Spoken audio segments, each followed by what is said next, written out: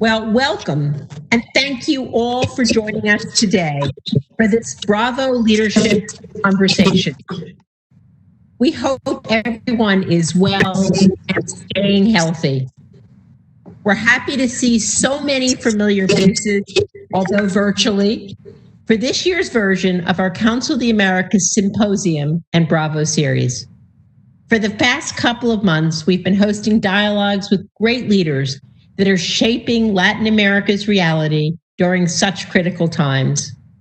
Before we introduce today's program and amazing guests, we'd like to thank our sponsors, Bank of America, the AES Corporation, MasterCard, SAP, SoftTech, Chubb Latin America, HSB Securities, INC, and Microsoft, our partners at the Inter-American Development Bank, and our media sponsors, America's Quarterly, CNN Español, and the Financial Times. So today we are very happy to be hosting two leaders and great believers in the power of technology to transform Latin America. So it's my pleasure to introduce today Luis Alberto Moreno, who is the president at the Inter-American Development Bank and has done so much for the hemisphere over his tenure at that organization. And of course, Marcelo Claure, CEO at SoftBank Group International, who has been investing in technology around the world and has just committed a huge fund to support technology in Latin America. Welcome to both of you. Now, they will have a conversation, Marcelo and Luis Alberto, for approximately 40 minutes, and then our audience will have an opportunity to ask questions to our speakers towards the end of the program. If you want to ask a question, please send an email to Ariana Molina at amolina@as-coa.org. And with that, let me pass the floor to Marcelo, of course, virtually. Marcelo, the floor is yours, and thank you again for joining us. Thank you, Susan. Thank you for doing this. I definitely want to thank you and the Council of Americas for hosting today's conversation. The last time we saw each other, if I'm not mistaken, all of us, we were at the UN Assembly in New York City last September. And I think we could have never imagined of what the world has turned, what is happening in Latin America. So I'm just so happy to reconnect and to be able to see you and Luis again. I'm happy to host this series with Luis. Luis is a person who, from my younger years, I've always admired. There's a leader who has reshaped Latin America. And I think someone I can share with us so much. We're having been on the IDB for close to 15 years. I guess he's seen all sort of things, all sort of leaders, all sort of economies, all sort of promises, all sort of crashes. I think the only thing that Luis hasn't seen is a pandemic that has affected or that nobody could have ever predicted. Hope the world will be back to normal in the not so distant future, and we can have these sessions in person at the organization that you lead, Susan. Also, I want to thank all the people who registered. I was asking how many people have taken the time to register, and the fact that 500 people, probably because of Luis Alberto, not because of me, that have been so gracious to actually register and be ready to ask questions. And I understand that this event is also being live streamed, so that is great. So we have a lot to talk with Luis Alberto, so why don't we get started? So a few questions that I have, right? Some say that the more things change, the more things stay the same. You as president of the IDB have an incredible view of Latin America, privileged view of Latin America.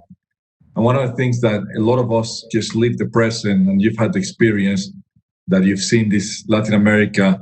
And I wanted to ask you, what are the big changes that you've seen in Latin America in the last 10 years, the big changes that have redefined Latin America?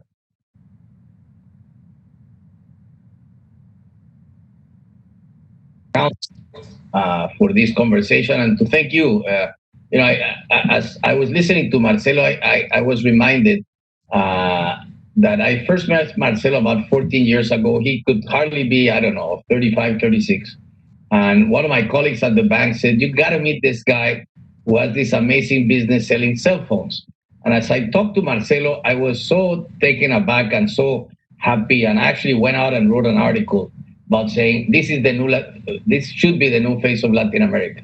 But of course, if I went to read that article, I never imagined that Marcelo would go as far as he's done. And so I'm really happy and proud as a Latin American for everything that he's accomplished. And thank you for being here. When I think, Marcelo, on your question, I've been 15 years of the bank. I'll be finishing at the end of the month.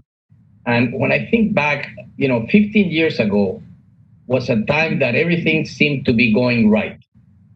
We had huge wins to our sales. Asian and especially Chinese demand for commodities were huge. Prices of commodities were very high. This allowed countries to begin to accumulate huge amounts of reserves, to begin to close fiscal deficits, to put all kinds of programs, as you might recall, the most visible one being the Bolsa Familia, but there are other programs like that that were, all over Latin America. The IDB had a lot to do with those programs, and you truly saw the beginning of what was essentially a huge change in the social conditions of Latin America. We always see the glass half empty, half full, but the reality is that there were close to 100 million people that essentially moved out of either extreme poverty or out of poverty and into the middle classes, defined by more than $10 a day of income. Then came the financial crisis. And the financial crisis was, of course, for the developed world, a huge correction, but equally was very, very tough on emerging markets. The difference being that it was largely because emerging markets and their pre-existing conditions, if I might, that they were able to turn around very quickly. And the reality is that countries in Latin America, we saw all of them come into recession, but the following year was truly a V-shaped recovery. But the consequences of that financial crisis began to be manifested in a number of ways. And we went through the last 5 years, really perhaps with one of our lowest growth rates in many, many years. And that came along with equally a lot of people who already had moved out of poverty, who were seeing the quality of public services that they were insufficient to their aspirations and frankly to the quality they expected. And that put people into the streets. And we saw all of the manifestations of this starting in Chile and everywhere else.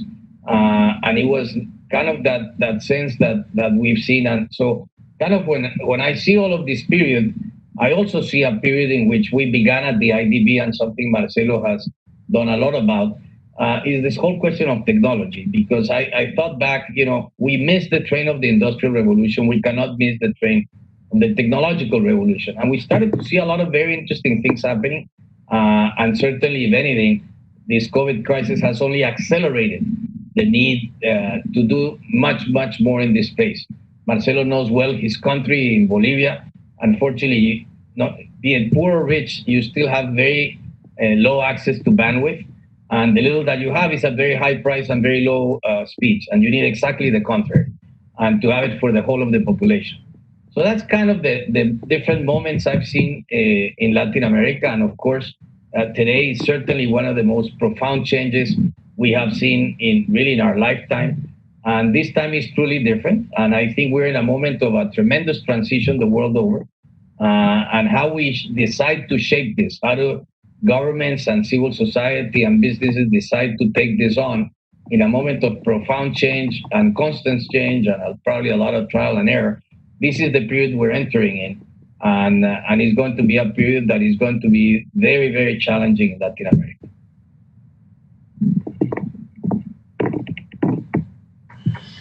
All right, so I'll confess first of all, Luis Alberto, it's a pleasure to see you in a shirt without a suit and a tie. So you look very different to me today. That's really good. But I'll share a story.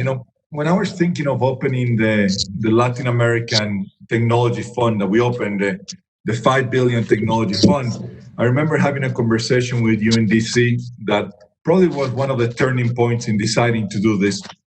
And that's the fact that you have become the leading source of development finance in Latin America. But the problem was development financing without equity financing in many cases is not enough. And I was very happy to count on the bank as having a partner that in many cases, as we went to companies that wanted to grow, they were talking to the IDB in terms, hey, the IDB is going to provide financing to us and we will provide the necessary equity so they would have a strong balance sheet. And I think that's what made you great. So one of the things I wanted to ask you is, what would be the key decisions, the 3 decisions that you made during your tenure that basically contribute to the transformation of Latin America? And probably what are you, as you're going to finish an amazing 15-year tenure, what are you most proud of? What were those big decisions that you made that as you move on to other things, you're going to remember and always talk about the big things that you've done? Well, look, I mean, the first tough decision we took, and believe me, I know you've gone through this a number of times, is I came to the bank and it really required a generational change. And that meant a big restructuring. And, you read all these books about what you should not do. And then all of a sudden you start doing all these changes and you find yourself that you're doing exactly what you should not do. Because when you do big changes in organizations, you can never forget the people aspect. And so there were mistakes that I made there, but overall, that essentially allowed us to bring a lot of new blood into the bank. A lot of people who were into the trenches really moved up the organization, and that was a very important moment. Another very difficult moment because it wasn't, right about the time of the international financial crisis. The bank required more capital, and the whole process of getting more capital with 48 governments is always a difficult one. But we were lucky enough to get the support of all our shareholders, and we essentially were able to double our capital. Another big decision was a little bit of what you were talking about, which was, how do we deal best with the private sector? So we created we already had a very small, what we call then the Inter-American Investment Corporation that lent close to $150, $200 million a year to especially SMEs. And we eventually, put more capital into that, substantial capital increase from all our shareholders. And that led to the fact that today, this year, we'll be lending $7 billion. And, we're also doing equity. We then, our IDB lab, which is our innovation lab, we again found more capital for it. So those moments were important. But equally, the fact that you, push the organization far more to the field, you simplified processes, and constantly be able to, to do things and be innovative around areas such as climate change, which is a huge, huge challenge for our hemisphere. We are about 8% in terms of world's population, about 12% in terms of the landmass, but we represent over 40% of the biodiversity of the world. So we did a lot in that space. We did a lot in the space of technology in private sector. And another very important thing that we must never forget is all the issues surrounding gender. I think this is a hemisphere that requires far more in the way of gender diversity in diversity in general, and that the bank not only looks a lot like the hemisphere, but that we are able to put an agenda forward that understands, that gender and diversity are central parts of modern society. And more importantly, as you know very well, Marcelo, institutions want you to represent what they want to feel, that not only do they have a sense of purpose, people working for you, but that you're standing up for things that you as an institution believe, but more importantly, your colleagues believe as well. Mr. Alberto, one of the things that is worrisome is that Latin America today, 6 of the top 12 countries with confirmed cases of COVID are Latin America.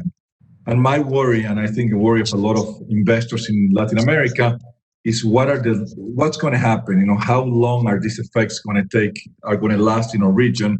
And how long do you think, as you're always evaluating more data than anybody else, how long do you think it'll take for the region to recover and get back to where we were in a pre-pandemic crisis?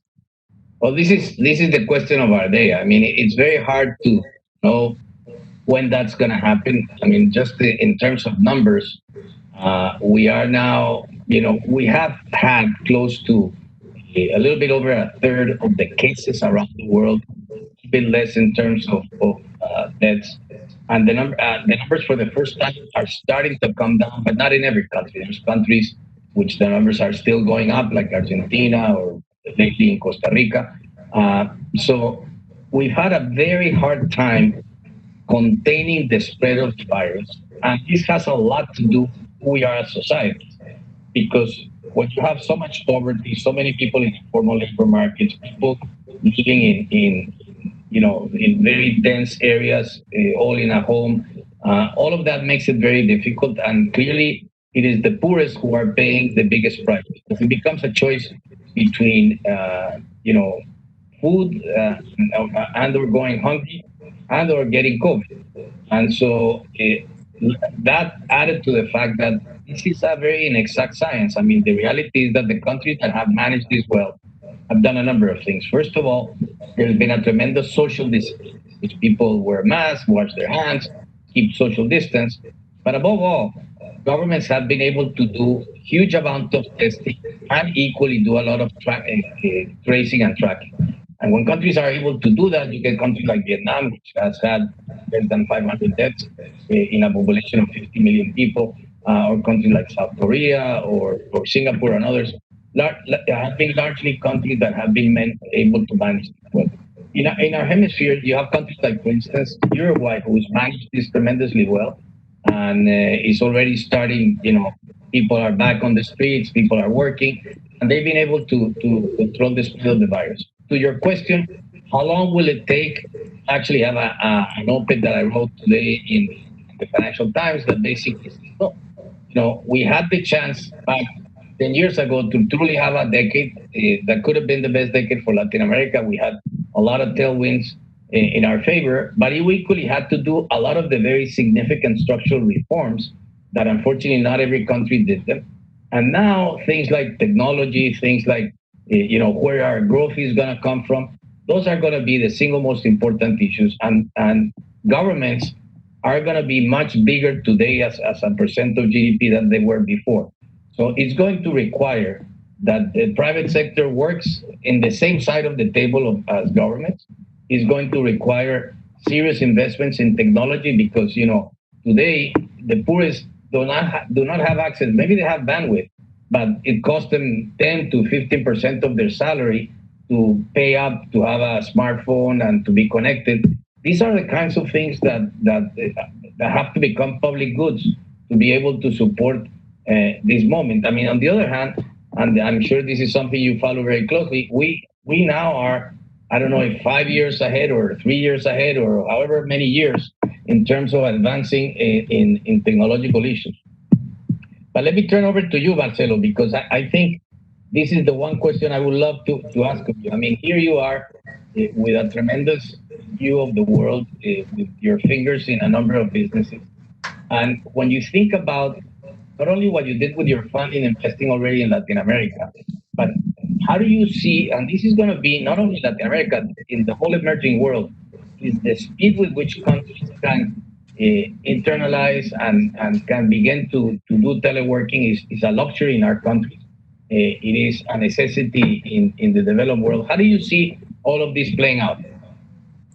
So I'll give you the Latin American context, right? And first and foremost, you've addressed a very big issue that we have is technology needs bandwidth, and unfortunately, Latin America is lagging behind in many of the technology investments that we need. So, for example, when you look at the cost per gigabyte that our people in Latin America still have to pay, is extremely high. So, in a world that we're living today, where most of the world has somewhat adapted to what we're doing, to be able to work from home or be able, you need to have access to technology. So, I think from that end, we still have a long way to go. And countries that don't have a bandwidth problem and have high speeds and have lower cost to access the internet or are going to be able to do better.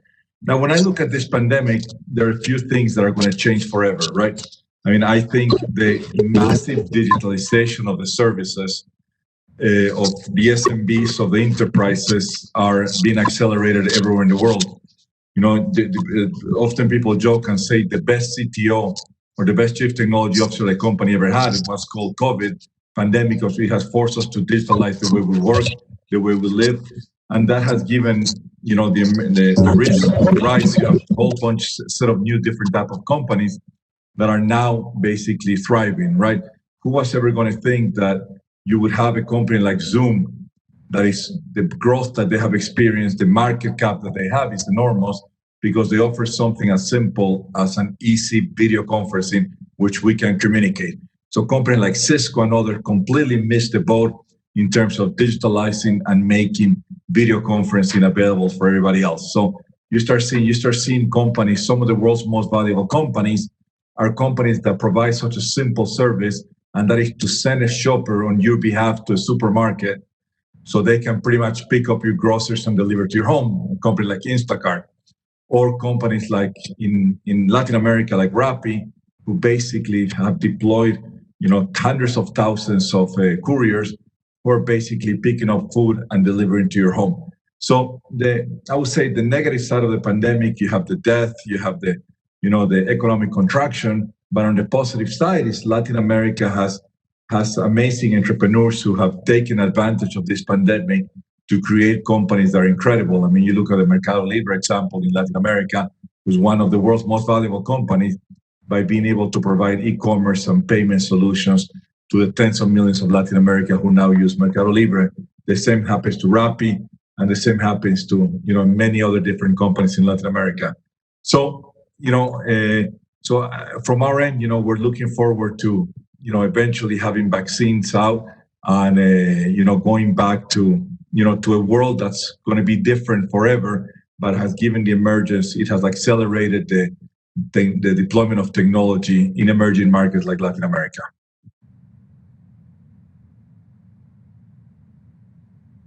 I was astonished to find that for many years, the IDB helped support a number of venture capital funds, but there was never really, given the size of our economies, a lot of venture capital. At best, you correct me, there were, I don't know, a little bit over $1 billion.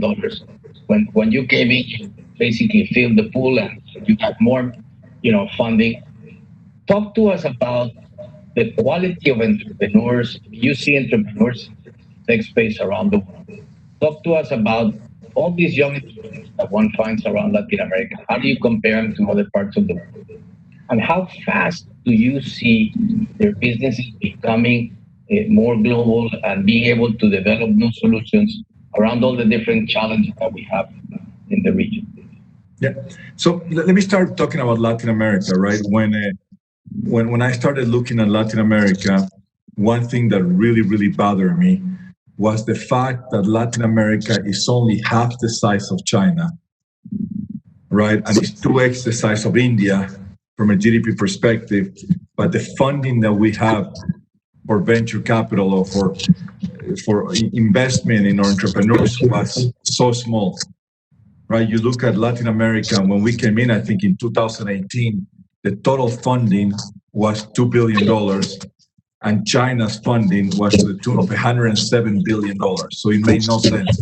How could China have 50 times the amount of funding when the GDP was only 2 times? Or how could India have a 10 billion funding, 5 times the size of Latin America, when our economy was basically 2 times the size of India? And I realized, and I started traveling in Latin America.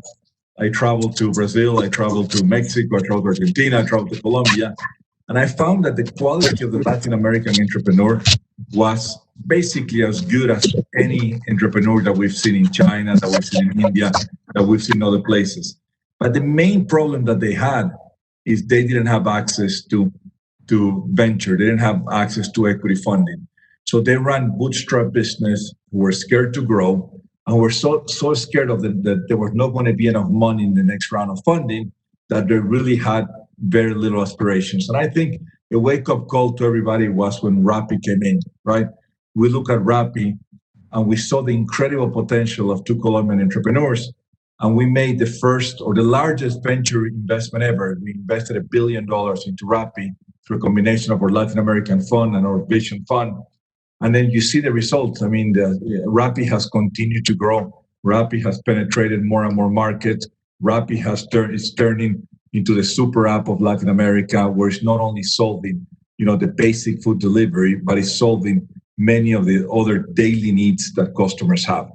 So, and then we continue to travel, and we found amazing entrepreneurs through Latin America that were disrupting the transportation industry, that were disrupting logistics, that were disrupting real estate, that were disrupting especially the fintech or the banking, the incredibly profitable banking system in Latin America that was being just pretty much managed by a few banks.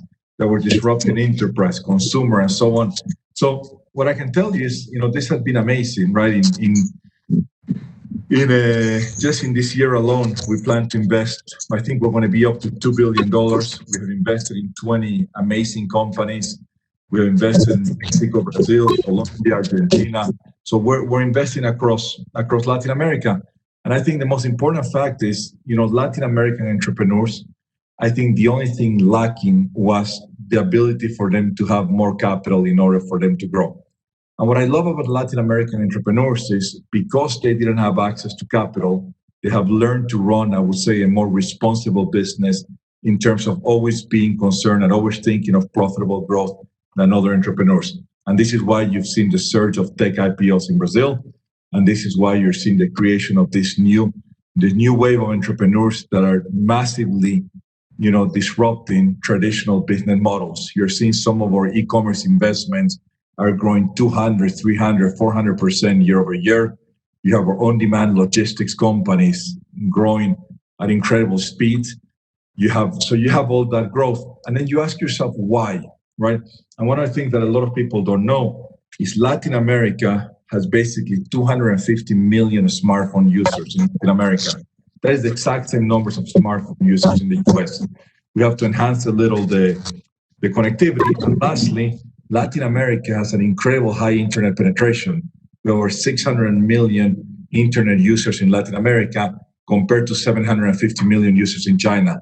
So I think Latin America has the ecosystem that is necessary in order for these new technology companies to continue to disrupt and innovate the traditional business models. So Marcelo, thinking of, as I listen to you, I can't help but think, one of the big questions that we're going to have going forward is how do we change the kind of social contract we have today? How do we deal with the poorest? I mean, if anything, this is the pandemic has shown just in front of everybody, the world over, the inequalities that exist in our societies. And you have big systems like education, like health, which truly not only have to be powered by technology, but there is a differential access. How do you see, in that landscape of innovators that you see around, the kinds of things that you can see today in education, which I'm sure is something that you're thinking about all the time?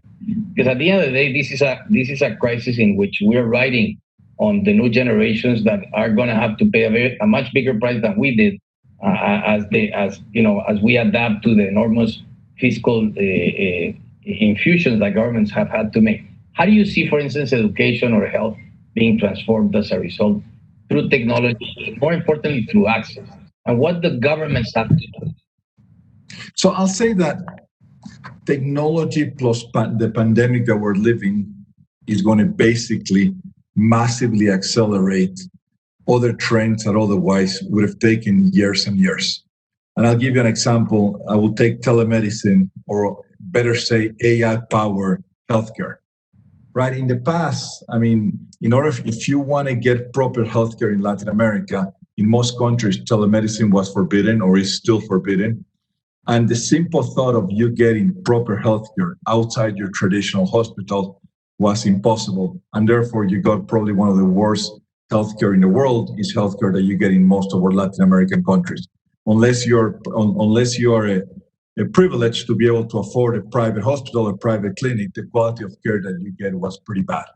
And the same thing happened with education. The difference between a private school and a public school and the quality of education that you got, the disparity was so large, and it continues to be large.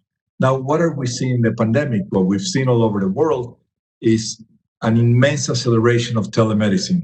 With today's technology, there's absolutely no need for you to go see a doctor. A doctor can prescribe you in many cases better and can diagnose you better if they're utilizing technology and they're doing it through telemedicine, if they're doing via Zoom or they're doing via video conference. So there's no need for people to go to the hospital anymore. Now, what we're finding in countries like China, and I'll give you the example in education, and I'll give you the example in education and medicine. In China, there's a huge amount of people who are basically being diagnosed or being prescribed utilizing technology. And basically, you have an enormous database in which you're asking a doctor which in this case, it's an AI-powered doctor. It's not a person, but it's actually a server who has an advantage as they have 3, 4, 500 million patients or records that they have seen. So therefore, they're always going to diagnose you much better than a doctor who's seen 10, 12 patients a day, who hasn't had a chance to read the latest journal of medicine, who hasn't gotten the latest education. And what we're finding is that the level of misdiagnosis, when you're letting, call it a robot doctor per se, to be able to diagnose you, it is significantly different. It is 10 times more accurate. And because of the pandemic, because of the hospitals were so full, you're starting to see technology. I look at Latin America, first will be telemedicine, and then will be the utilization of technology. You find the same thing in education. What we're finding in education in China, we have a company we have invested called Zoyabank that has close to 700 million users that are basically constantly getting additional courses, tutors, or basic education that is properly prescribed to them for what their needs are. So again, you're utilizing artificial intelligence in order to be able to act, as I would say, a more intelligent instructor who will always have the right answer, but who will focus in areas of improvement. I'm hoping that in Latin America, the same thing is happening. You have a lot of, telelearning or online learning, and we're seeing a change toward that sector. So we see, I'm a big believer that, technology plus the pandemic will have a massive change in technology. But Alberto, let me now take it to you, since this is more about you that is about us. So one of the things that I wanted to ask you is, as you said, we had amazing headwinds. I mean, when I started the fund in 2018, things looked great. We had incredible amount of headwinds. Things looked great in Latin America. Countries were growing. And then suddenly, not only do we have winds at a stop, but we have hit a wall and we're starting to go backward. And that because of the pandemic. And I wanted to ask if you see, are there any countries that could serve as an example in Latin America? And if so, which countries are they? And what are they doing right? Because we got to think of how do we get back to positive economic growth or ground in 2021. So I'm really curious to see, what are you seeing from a country perspective? Well, there's been a variety of ways that different countries have gone about this, because the reality is that, this, for every country around the world, it's been learning by doing. And it is this very difficult balance between lives and livelihoods. And so you have countries like, for instance, Uruguay. What did Uruguay do different? First of all, they had developed their own testing equipment. Secondly, it is a country that for years had already been massively connected. President Tabaré Vázquez, not in his last government, but in his first government, created a program called El Plan Ceibal. And that plan essentially was to provide connectivity to schools, to use kids with laptops, and begin to provide not only the laptop, but more importantly, the programming that went into the laptop. And you could get Benedetti and the great Uruguayan authors and the history and everything else all at your fingertips. And these were programs that we helped develop at the bank. That essentially allowed them to have a lot of contact tracing. They were very disciplined in the way they not only closed, but then began gradually to open up. And of course, it's a small country, but they were very good at creating that discipline and that sense of social capital, if you want. That this is a virus that attacks us all at the same time. It affects us differently, as we were saying earlier, because the poorest get hurt the most. But that's actually, like, for instance, a good example. You have other examples, which are big contrasts. Take the case of Brazil, which today has close to 55% of the cases, and the case of Peru. Peru did a lot of things right. It spent a ton of money reaching out to the poorest, preserving jobs, giving a lot of money through the so-called conditional cash transfer programs. But yet it was Peru's informality that very quickly people started going to the streets very early, and the contagion just picked up. in terms of numbers of deaths per million, they're one of the highest in Latin America. In Brazil, they have a larger number of cases, lower deaths, and it could be that over time they get closer to herd immunity than other countries. So there's not a perfect formula here. I would say that the only Asian-looking country probably is Uruguay in what they did. Costa Rica, another small country, began to do a lot of very good decisions. Chile very early on did a lot of things, and yet the virus spread significantly, probably because they opened too fast, they had to close again. So, there is no magic formula here other than the discipline that needs to exist at not only the federal level, if you want, but the state and local level. If they are not all coordinated, bad things begin to happen. And that's unfortunately some of the things that we've seen.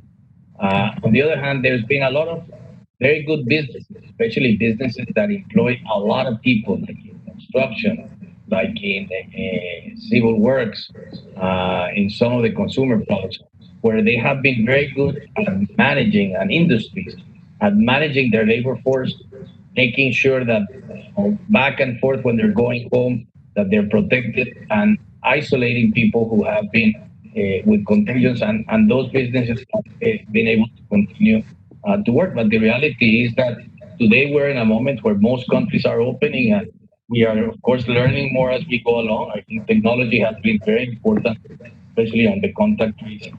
And then let's not forget, one of the things that every country in Latin America did, because this came late to us, it allowed us to beef up our health systems. There's much more in the way of intensive care units. There is much more in the way of hospital beds. That's something we did not have at the beginning, that fortunately has allowed countries to manage the virus much better, especially for those who have gotten it.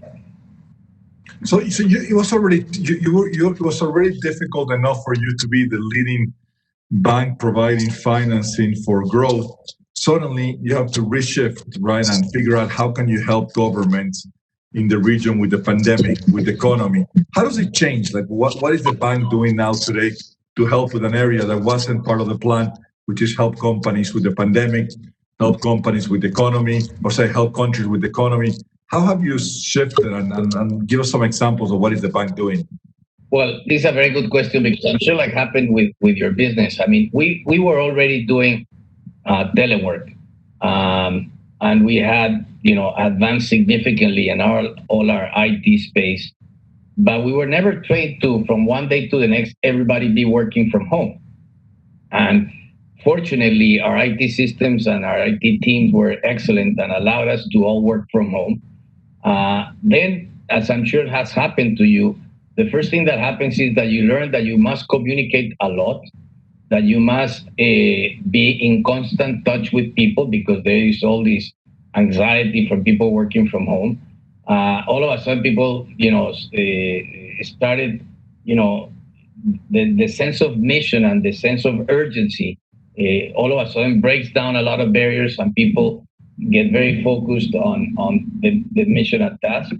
And so we very quickly, the first thing we did is we understood that we had to entirely not only lend significantly more. Normally we lend to governments about 12 billion. We would normally do about 4 or 5 billion to the private sector. We'll be doing over 20 billion to both this year. And of course, disbursing very quickly. And the first thing was to say, okay, what do countries need tomorrow? And that was everything around the sanitary systems, from respirators, PPE, you name it, and trying to help countries buy goods and everything. And this was a very complicated process, especially in the early days. There was shortages throughout of all of these things.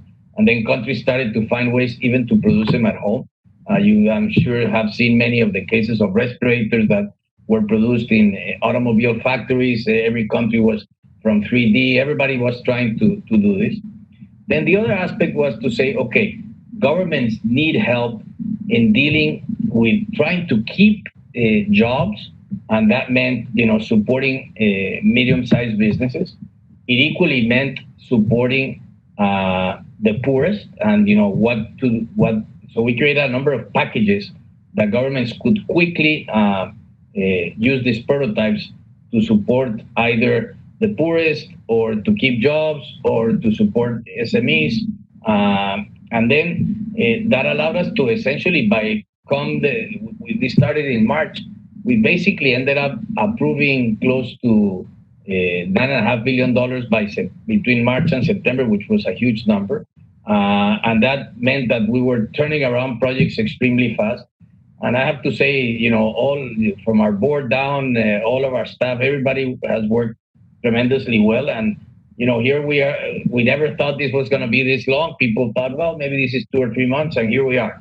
And more and more, we realized that we cannot even open our offices. We were hoping to do it this week, but we realized that we probably have to extend it for another number of weeks. And I'm sure that's not unlike what you're seeing in your own case. So this is a moment of tremendous adaptation, of trying to learn as we do. I think we put a lot of our efforts in doing research, in understanding what some countries were doing vis-a-vis others, some of the impacts. All of our research and our focus has been, of course, now as we go forward in what does the recovery look like and what do countries have to do as they think of the recovery. So, Luis Alberto, I want to ask you a question that's an important question for me. You've been doing this job for 15 years. Prior to that, you were the Minister of Economy. And being in that job, you've met a whole bunch of characters, good leaders, bad leaders, okay leaders. And I'm intrigued by, now when you finish, they say, I always enjoy meeting President Bush when he can just tell me so many amazing stories of, and he doesn't care anymore because he says, I'm not going to be president again, so I can just talk freely. And I'm not going to ask you for you to name who do you think were the best leaders, but what I'm interested is, having met so many of those leaders, is what is your take on leadership? How do you define leadership? And what are those qualities that make somebody a good leader, a good politician, a good businessman, but more importantly, above all, a good leader? So I'd love to just hear from you, what are those characteristics, and give us some insight into that. Well, that's always a question. I guess everybody defines it. I think good leaders are made through life in different time periods. I don't know if it was your case, but I certainly wasn't the best student or the best sportsman in school. And I saw many people were amazing A students, great sportsmen, and somehow that doesn't translate throughout life. And then there is that forming period, which is very important. And then when people get to positions of where they're really growing. And at the end, I would say is a number of things. It's how you approach decisions and how do you see yourself in a job. I think always Hank Paulson, who's been a great mentor to me, always talks about having this notion of an expanded agenda in whatever is it that you do. In other words, it's not enough to say, look, the mission at hand is to do A, B, or C, but rather it is more that narrative that you want to bring an institution or whatever is it that you're doing to truly be transformational. And for that, the single most important thing is the people that you are able to assemble and the capacity to give people direction and to equally empower them. Because, I don't think any leader is successful without a good team.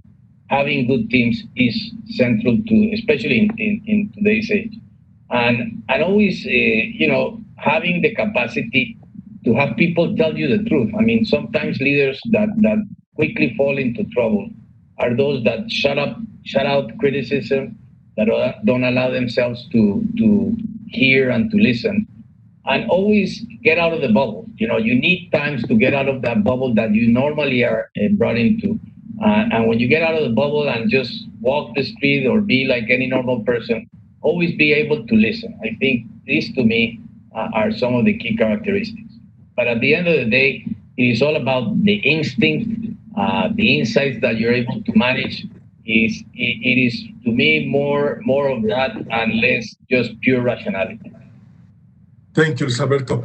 And, as your presidency at the IDB comes to an end, what are the last words that you want to share? You have a lot of interested people would love to hear from you. And and then you're going to have a chance to, I would say, maybe say it more formally, but we have such an amazing audience here that would love to hear, hey, what are those last words and what are those words of advice that you're going to leave us all with as you move on to all the other things in your life? No, look, I think the single most important thing is we are going to be living one of the most different periods we have. I mean, we've been privileged all of these years as we grew up as having things that were very predictable. We're entering a phase of the world that is very unpredictable, that can go in many directions. And I think the excess, the amount of change that we're going to see, the amount of trial and error, the capacity to adapt are going to be the critical things going forward. And this is a lot of what you've lived in the technology space, where there's constant change. There's the way we work is going to be more collaborative. I mean, success will come with a lot of collaboration. It's less in very divisive spaces. And as society, we're going to have to live with that. We're going to have to learn to have patience. And this is not easy for human beings, and especially in this environment where there's a lot of tensions, family tensions, mental health tensions. But notwithstanding, I equally believe that humanity always through periods like this is when it becomes more creative, when it advances the most, and where a lot of opportunities come together. So that's how I see it. Great. From my end, Luis Alberto, I want to thank you for your 15 years of service. They say that many times good leaders do stuff that they never knew they did. And it was that dinner that I had with you in DC that was the last push that I needed in order for me to go launch this large fund that is going to help, hopefully reshape Latin American entrepreneurs and Latin American technology. So you've played a key role. And it's fair to say that we all admire your work. We all admire what you've done and how IDB has been run as an incredible institution and one that's been respected and many times admired by many leaders around the world. So from our end, thank you. And we'll see if somebody wants to ask some questions. So thank you. Thank you, Susan, for allowing me to interview Luis Alberto. No. Marcelo. Thank you, Susan. Well, I want to thank you, Marcelo, and I want to thank Luis Alberto. You're both dear friends, and you both have made your mark in Latin America and globally. And your leadership, both of your leaderships, are going to be so important to the hemisphere going forward. With that, let's open to questions. I have questions, but I can't ask them. I've got to let other people ask them first. So our first question comes from Stanley Mota. Stanley, can you unmute your phone and turn on your camera, please? Stanley? Stanley? Can you hear me now? Yeah, we can hear you. You can okay, perfect. Hello, Marcelo and Luis Alberto and Susan. Nice to see you, even if virtually. Just one quick comment, Luis Alberto. I recently read something about shutting out, and it basically said those who seek applause are not open to criticism. And I thought that was a simple way of putting it. So you might want to use that in the future. Because you've never looked for applause, you've looked for work. What really worries me going forward is what's after COVID. The way I'm looking at this has been a war. It's a strange war because it's a war where most of the deaths have been put by older people and not young people.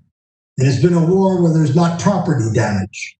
If you go back and look at other wars, the Second World War first, or even the Vietnam War, the property damage was enormous. Here we're coming out of a war without. So what do governments have to do? And second of all, more specifically, I guess, what really worries me is we put a social network in a little, well or badly, but there is a social network being put out there. And what do we do about that in the future? Because I'm not sure governments can sustain these subsidies without sort of reorganizing themselves completely. And Luis Alberto, you're looking at budgets and governments all the time. What are they going to have to do with the subsidies and the social network that has been added during COVID?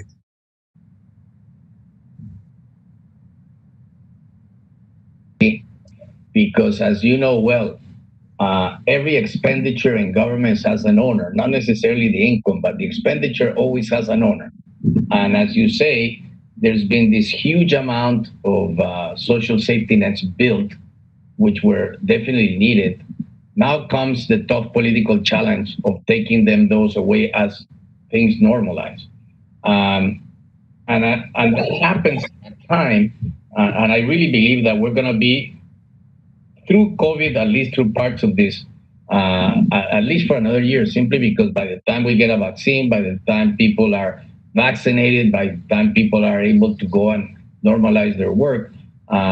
So we're going to enter that in a period which next year and the following year, we're going to have 13 elections in Latin America. And it's very easy to go back to our old habits. Which are all those habits? You know, inequality always provides a breeding ground for populism. Because it's that those social divisions that can be used as fodder for elections, and I think that's the tough part. I think equally is going to be critical to continue to look at how efficient these expenditures are, and there's a lot of inefficient expenditures. Many times, money that should go to the poorest that never gets to the poorest, but people perhaps that don't need it enough. Those are the kinds of things. Certainly technology is a way to make that more transparent, but we're gonna really need a huge amount of this conversation going forward, because otherwise we're just gonna, it's impossible to grow with that kind of fiscal deficit.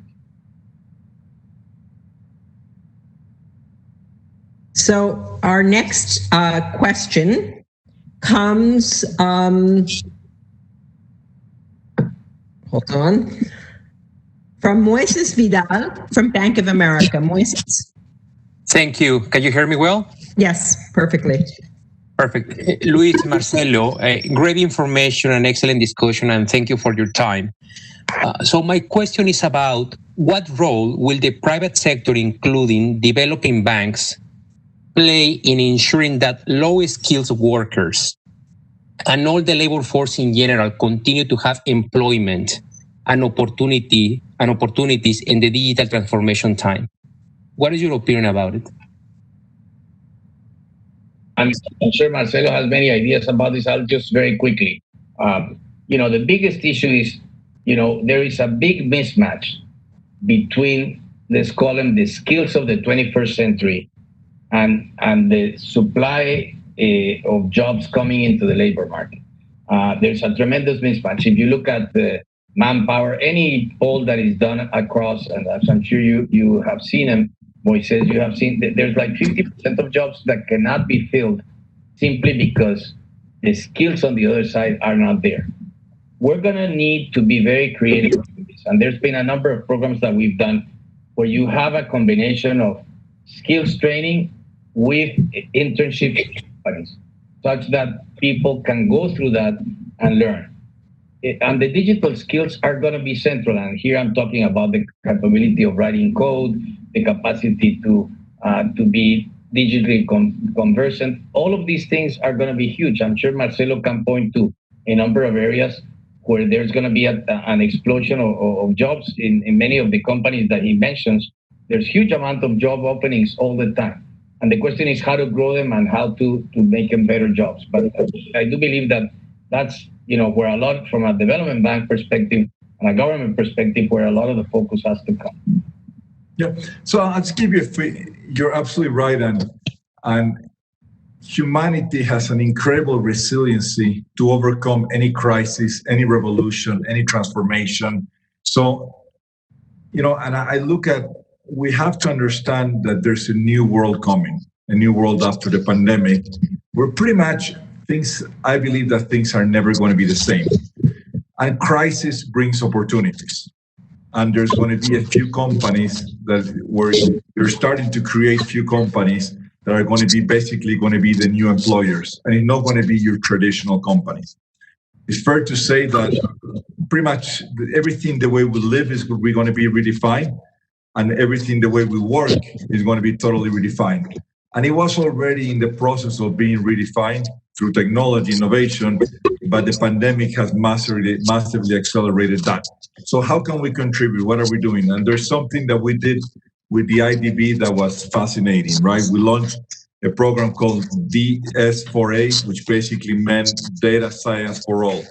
And basically it's a partnership between SoftBank and the IDB, in which our job is to upskill artificial intelligence talent in the region. And I keep on mentioning the word artificial intelligence because it is a reality that bringing machines to the intelligence to provide better decisions or to replace tasks that were traditionally being done by humans is something that is happening, and it is going to happen fast. So there's going to be, business are going to be different, right? I mean, traditionally retail was a big piece in terms of how we employ people. Well, in my personal opinion, retail is dead. Retail will never recover. And all of us who've had the incredible opportunity to buy most of our necessities via Amazon or via Mercado Libre in Latin America or via Alibaba in China, we are never ever want to go to a traditional retail store. So as we do that, we have a responsibility, both the private enterprise as well as government, as well as the Inter-American Development Bank, to change our focus and to make sure we put a lot more energy into basically educating our people for what the new jobs are going to be. So what are we looking for? We're looking for AI engineers or people who know how to code, that know how to optimize delivery routes for Ubers. Companies that have the ability to do, or students or engineers who have the ability to do new pricing modes for Rappi and others like that. There are some countries that get it, right? And I always like to say, I love President of Colombia and the way he thinks and the way he sees how innovation and how the new level of disruption are going to basically change the way we do things. He launched a fund. It was called the Banco de Expand Funds. And I was so impressed with the fact that a government is involved in funding early stage startups that I made a large investment from SoftBank perspective into a government-run venture of a fund of funds. That's unheard of. You will never ever invest or give money to a government who was going to run a fund of funds. But there are certain governments that get them. We're also working, hey, how could you train independent hotel owners in Latin America utilizing technology to prevent human trafficking and so many other different amazing things. But I would say that we have a new world ahead of us. It's a totally different world. The pandemic and technology have massively accelerated the disruption of traditional business models.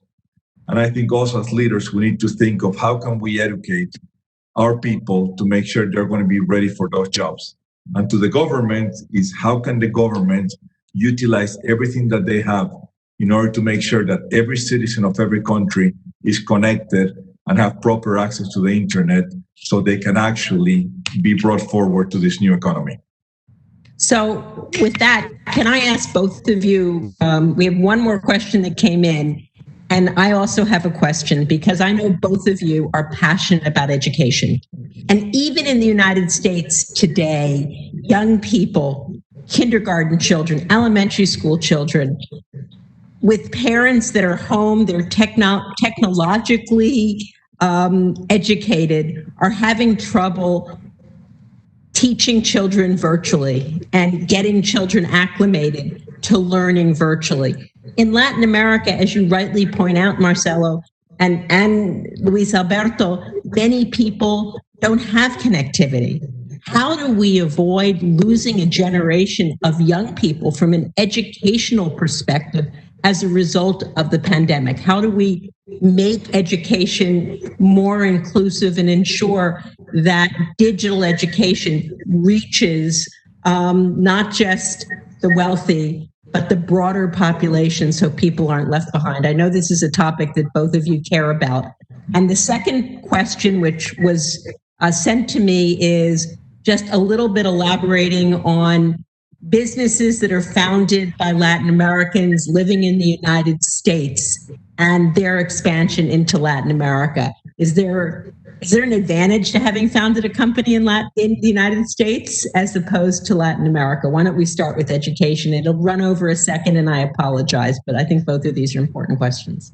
Well, real quick, and then turn it over to Marcelo. But look, as I'm sure you do, I talk to a lot of parents who have children going to either public or private schools, and they're really having a hard time. Yeah. Really say, and they're having a hard time depending on their age, because it's one of the most difficult things for learning is the discipline to learn. And that discipline comes not individually, but collectively sometimes. Teachers are able to do that. So we're going to have to enter some form of hybrid that is not just in the classroom experience, but equally connecting perhaps more universities. And at the same time, learning how to use technology partially, but not all the time. And I think that uses of technology are going to stay with us. But one of the most difficult things is that probably one of the interesting things at the same time, speaking of Latin America, is that normally, especially when you go to the poorest areas, the parents believe that just because their kids are going to school, they're getting an education, probably because they didn't have the chance to do that. This environment forces parents to be far more involved in the education of their children, which means that they must have far more flexibility in their work. But parents today are as much of a teacher as the teacher they have in the high school. And so how do the hybrid system evolve even, past the pandemic? And I think some of the things that should be able to pick up is that deeper interaction between parents and teachers. I think that is going to be central because now that process of education doesn't happen just in the classroom or in the school, but the parent is far more informed of whatever his daughter or son are doing. But in this period, unfortunately, I think we're going to lose a year. I mean, many kids are losing their academic experience this year. Marcelo? Thank you, Susan. And this is something that sits so close to my heart. I was one of the founders of One Laptop Per Child with Negroponte, which actually led to the Plan Ceval in Uruguay.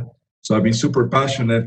And while being a Sprint CEO, I launched something that was called the 1 Million Project, which was basically to provide free internet connectivity and a free device to 1 million students. And now in the new merged company, we've actually launched a 10 million project because this problem doesn't affect Latin America. This problem even affects a developed country in the US where 9 million kids don't have access to connectivity and therefore they fail in school. And it's been great that we've launched this and we're very proud. And because it bothers me that most of the kids who don't have access to connectivity in the US are basically Latinos or Black. So totally, we're disadvantaged.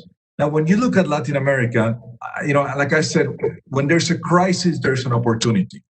And I think the fact that we are moving, and we're going to have to move in Latin America, whether we like it or not, to a system of online learning till we can get past the pandemic, I think it brings an incredible opportunity because for the first time, the quality of education that everybody can get is going to be the same.